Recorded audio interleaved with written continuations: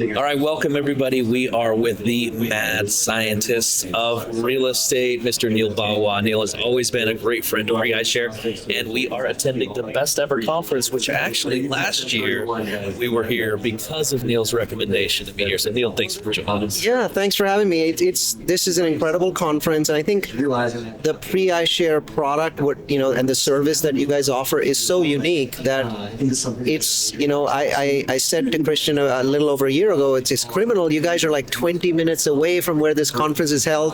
People come from all over the United States. You guys have to be here. And I'm a firm believer that the type of methodology, the service that you're offering is a very key one. People need capital. You have access to capital. So this is the right place to be, and I'm glad you're here again. Yeah, we're glad to be here, and that's one thing that we've really branched into a lot over the last 12 months is helping people connect with accredited investors, and we're finding that there's kind of an interesting mix where you have some people that are having a really tough time in the capital raising markets, and then there's others that are seeming to fly through it a little bit easier. And we also notice that different types of projects attract different types of check writers. Tell me about what you're seeing in the capital raising market right now. I think that in general, it's fair to say that most syndicators are raising 30 to 40% of what they were raising in 2021, 2022, which was the peak. They're raising, so they're down about 60, 70%, right? And this is true of, the biggest asset class that syndicators raise, which is multifamily, but it's also true of other asset classes. So in general, I think investors are a little more shy, but there's definitely some improvement. So, towards the second half of 2024, the story improved because interest rates were being cut, right? So we started seeing, multiple rate cuts. And so people started to get more bullish again. And so we've seen a little bit of an uptick. But in general, what we're finding is syndicators that have worked really hard on their properties, not to have cash calls, not to, lose those properties back to the bank. Some of them have still offered cash flow. Those people are doing quite well and are able to raise money, still less money than they were able to raise before, but they're able to raise for their projects. I think the most important thing to know is there's just less inventory in the market, right? So I think that listings are down at least 50%. So there's just less projects in the marketplace. There's some investors that are gun shy because of what happened over the last 2 years. There was no cash flow. Rents, were flat. And so the industry as a whole took a 2-year pause and is now really well positioned to start coming out of that pause, though I don't want to say they're coming out. I'm saying they're starting to come out, right? I think it's a multiple year journey to come out of that pause that the industry took. So, I think that there's plenty of people at this conference that are having significant trouble finding capital. Yeah, and I see with what you're doing, you put a real mission behind your whole project and process, and it seems like that's allowing you to step into bigger check writers with what you're doing. What kind of advice could you give to people of building that type of mission to what they're doing? I think it's very important to build a brand beyond a project. What I am seeing is consistently people are like, well, I'm going to buy X property and then I'm going to really sell the heck out of that. And sure, you have to do that. So I'm not suggesting that none of that is required. But the moment you close that check, people stop building the brand. You have to have a bigger brand. You have to have a picture, a mission, a purpose, a story, a vision that your investors have to believe in, because otherwise they're going to give you $100,000 once and then they're done. Why should they continue to give you money a second, a third, a fourth time? People do that when they're emotionally connected to you, and the emotional connection comes from a discrete story about what you're up to. What are you bringing to the table? What are you doing? What purpose are you serving in the marketplace? And I find that most folks are too transactional to do that, right? We have 2 different brands. And one brand, GroCapitus, is about 7 years old, so this is the 7th year. The other brand, Mission 10K, is about 2 years old. And I think we spend 75% of the year just building the brands up and 25% of the year raising money for projects. And that's, I think, where the flaws are in the syndication market. When people say always be raising, right? You've heard that before, always be raising. They don't actually mean raise 100% of the time. What they mean is the moment you stop raising, start building the brand so that the next raise becomes easier. Yes. And I think that doesn't happen often enough. And that's why people are struggling. They're very transactional.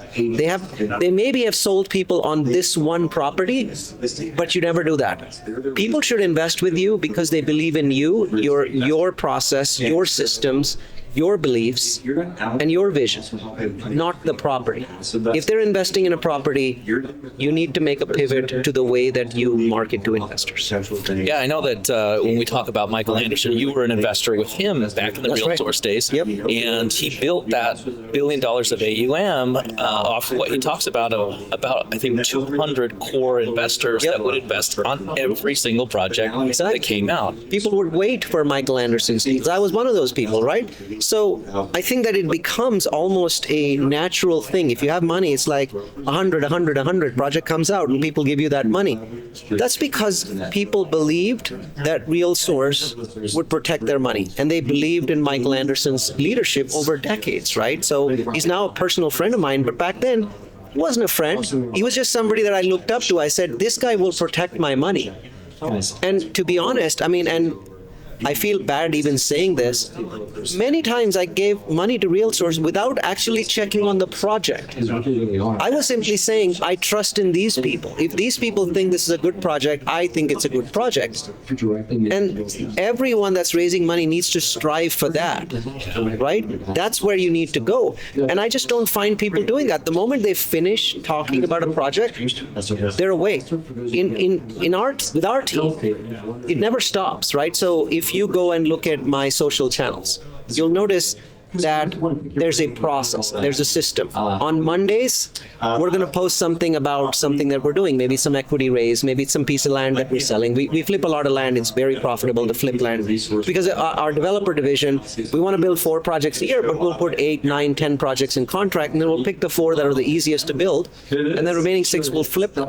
So that might be Mondays. And then Tuesdays, it's something about our vision. What are our thought process? In Wednesday, it's comments about articles, right? On Thursday, it's comments from our investors. That process repeats. There's like 18 different elements to that, and it repeats every day of the year. It repeats on Christmas. It repeats on New Year's, right? Always be selling. Yeah. And that's one thing that we really do, and we're ramping up to launch a campaign for somebody, is we first invite them to come onto an interview. We want to build that credibility online because people are their own little private investigators. So we want them to find that information. Now, to move to another side of things. Before you do that, I just want to compliment it. The process that PREIshare follows to sort of build up sponsors and get people comfortable with them is phenomenal. I've obviously been part of that process myself. Is a really, really good process. And I think that people could learn a lot by simply looking at what you're doing and how you implement this process. That in itself is a tremendous education because it's first class, right? I go to your studio when I'm doing interviews at the studio. That process is first class.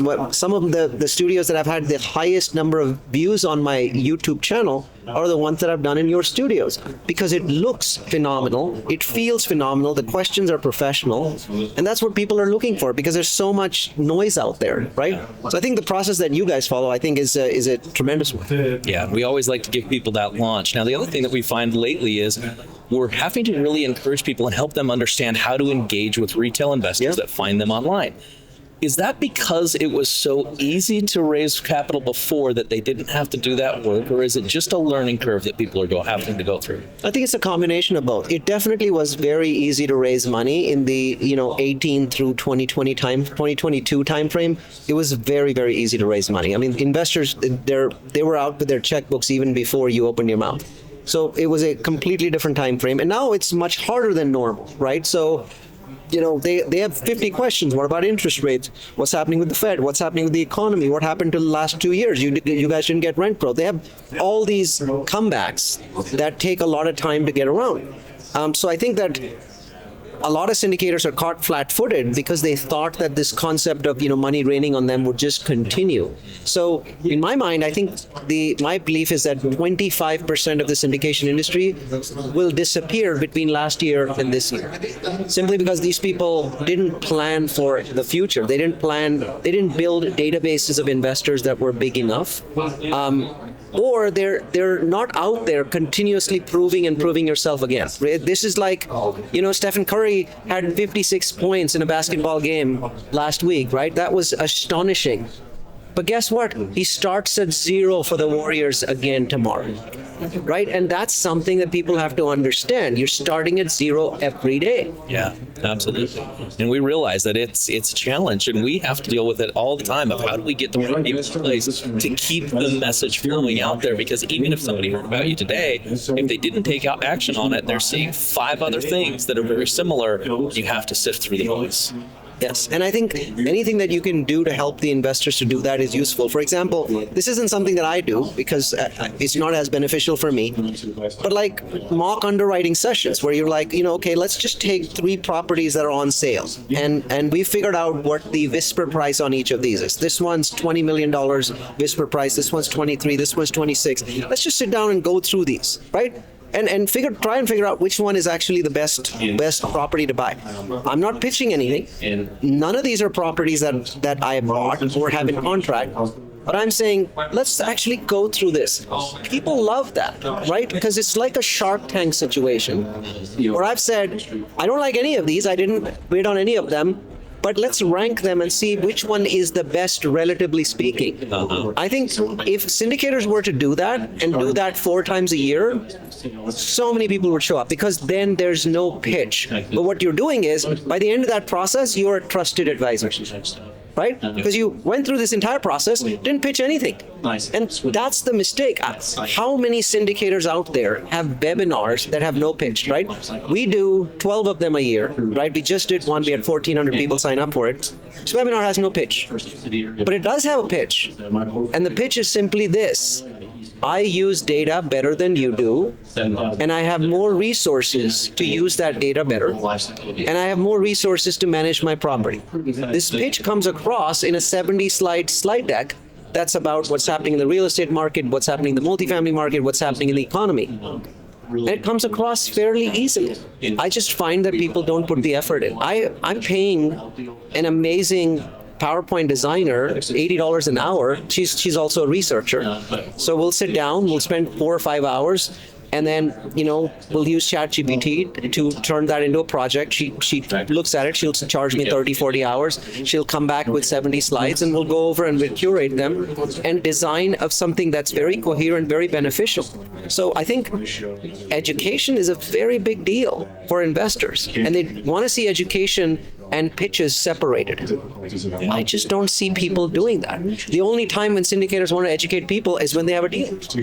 Yeah, that's huge. And one of the things that you taught us very early on is that your podcast is everybody else's podcast. Everybody else's podcast. So, people are constantly like, no, I'm pretty sure that you have a podcast, because I go to Podchaser or other places and I see hundreds of episodes. The answer is they're all on somebody else's podcast, right? So my goal was, I worked very hard to build content on an ongoing basis. So I'm up at 5 in the morning, 5 to 6, 5 to 6:30. I'm just studying content, and I'm trying to find sound bites out of that content, right? Like, for example, right now, this is just an example, one of my sound bites is, nobody in the industry knows that cap rates in the United States compressed by 20 basis points in Q4. Now, people who are in the industry are like, really, that's impossible. I mean, cap rates have been going up. They've been going up for years. Properties are getting more expensive or cheaper, right? People don't know that in the last quarter, abruptly, the industry turned around in cap rates, right? That little soundbite is interesting. Then I go on to explain it. But my goal is to always have 5, 10, 15, 20 useful nuggets of information in any given month. And that takes a lot of work. That takes a lot of research. And you have to be able to explain that to people. Because otherwise, people will call you on your podcast once. I usually get booked out where people are like, well, we'll just book you for the next 3 years every quarter or every 6 months, because they know that I'm not going to repeat the content. You're one of the very few speakers that Best Ever Conference has almost every single. Yes, so I like coming here because this is a very effective group of people. They're doers, right? There's obviously people, that tire kickers that are hanging around here, but such a big portion of the community here are people that are actually doing projects. And I get a chance to learn from them. I'll go into the room, spend 20, 30 minutes, pick up some nuggets, type them out to my team in a Slack channel, and then go back out and start networking again. Networking doesn't really end. There's no concept of I have too many investors or I have enough. That's great. Neal, we appreciate your time. We would love to do this as many times as possible with you, and we're just grateful for your time. Sounds good. Thanks for having me again. Thanks.